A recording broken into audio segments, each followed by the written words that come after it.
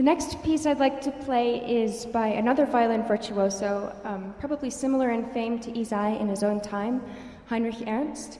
He wrote the variations on the Last Rose of Summer that I played in the first half. I'm out of breath after that piece. It's the altitude, I'm sure. So anyway, he wrote the Last Rose of Summer, and the other most famous piece that he wrote a pair of things that are pretty legendary, is the Erlkönig, and it's based on a song by Schubert, which was written from a poem by Goethe. And oddly enough, Goethe did not like Schubert's version of it. I think he sent it back to him when Schubert sent it in the mail. And I think it grew on Goethe, at least I hope so, because he'll be very unhappy with the fact that it was very popular for generations to come. And Ernst actually managed to put the entire song into a solo violin part.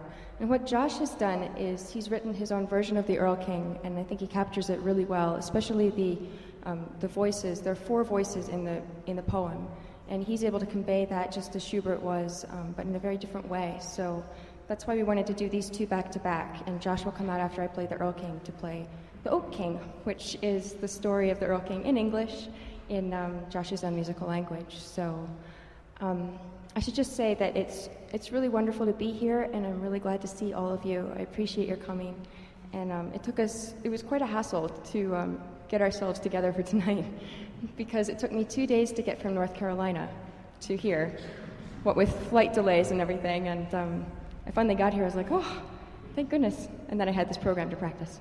I was like, no, thank goodness. And then Josh, he got here fine, but his guitar still hasn't gotten here.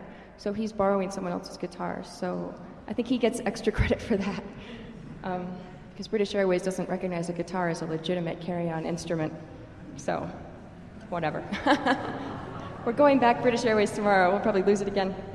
So, anyway, it's great to be here, and it's nice to be playing in a church that isn't as scary as the first church that we played in.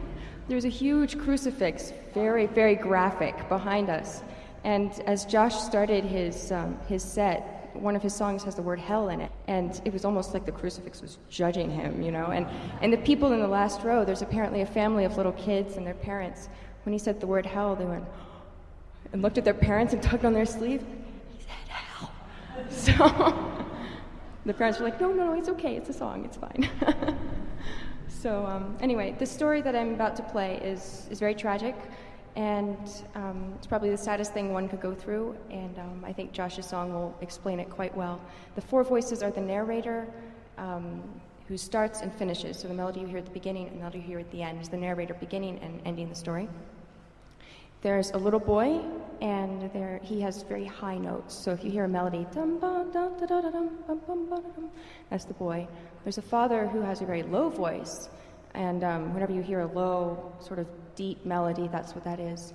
And the final character is the Erlkönig himself, who is an evil spirit who likes to lure children away. So he tries different tones of voice to cajole the child to go with him.